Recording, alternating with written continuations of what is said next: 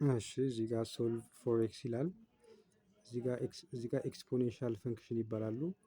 ከታች የተሰጠኝ ቁጥር ሆኖ ከላይ ቫሪያብል ካለው እቺ ኤክስ ነች። ስለዚህ ቫሪያብል ነው ፓወሩ ማለት ነው። ሶ ኤክስፖኔንሻል ፈንክሽን እንለዋለን። እንደነዚህ አይነት ቫልዩዎችን ለማግኘት እችን ህግ ማስታወስ ነው። ያ ማለት ኤ ዘ ፓወር ኦፍ ኤክስ እኩል ይሆናል ኤ ዘ ፓወር ኦፍ ዋይ ካልኩኝ እንደዚህ የሚሆነው መቼ ነው? ኤክስ እና ዋይ እኩል ከሆኑ ብቻ ነው ማለት ነው። ስለዚህ እነዚህ ሁለቱ እኩል ከሆኑ ብቻ ነው። ያ ማለት እነዚህ ሁለቱ አሁን እኩል አይደሉም 8 እና 16። ስለዚህ ሁለቱን እኩል ለማድረግ ነው የምሰራው ማለት ነው። ሁለቱን እኩል ለማድረግ ስሰራ ምንድነው የማደርገው? ይችኛዋን አንድ አይነት ማድረግ ስላለብኝ ሁለቱንም ለምሳሌ 8 ማለት ምንድነው? 2 ሲባዛ በ2 4 ይሆናል ሲባዛ በ2 ማለት ነው።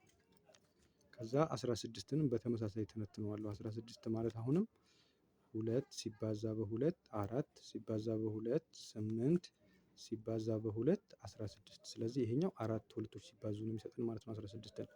ከዛ ምንድነው የምናደርገው? ሁለቱንም ይሄ 2 ታይምስ 2 ታይምስ 2 ማለት 2 ኪዩብ ማለት ነው። ሁለትን 3 ጊዜ ማባዛት ማለት ነው። ከዛ ማን ያለች ይሄ ማለት እንግዲህ 2 ዘ ፓወር ኦፍ 3 ማለት 8 ማለት ነው። ከዛ ኤክስ ግን ስቲል አለች እዚች ጋር። ስለዚህ 3 ኤክስ ዘ ፓወር ኦፍ 3 ኤክስ ይሆናል ማለት ነው። ከዛስ እኩል ይሆናል ብዬ እቀጥላለሁ። 16 አይደለም የሚለኝ 16 ማለት ደግሞ 1 2 3 4 ሶ 2 ዘ ፓወር ኦፍ 4 ነው ማለት ነው 16። ከዛስ አሁን እንደምታዩት ቤዞቻቸው ከታች ያሉት ቁጥሮች ተመሳስሉልኛል። ያ ማለት ከታች ያሉት ከተመሳሰሉላችሁና እኩል ከሆኑ ከላይ ያሉት ፓወሮቻችሁ እኩል ናቸው ይለኛል ይሄ ህግ። ስለዚህ ምን አደርጋለሁ? ከታች ያሉትን ተውና ከላይ ያሉትን እኩል ናቸው ብዬ ወስዳለሁ። 3x እኩል ይሆናል 4።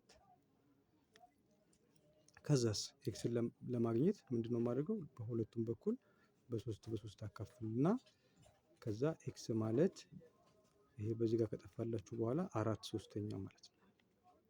ስለዚህ የኤክስ ዋጋ 4/3 ከሆነ ነው 8 ዘ ፓወር ኦፍ 4 ኦቨር 3 16 ጋር እኩል ይሆናል ማለት ነው።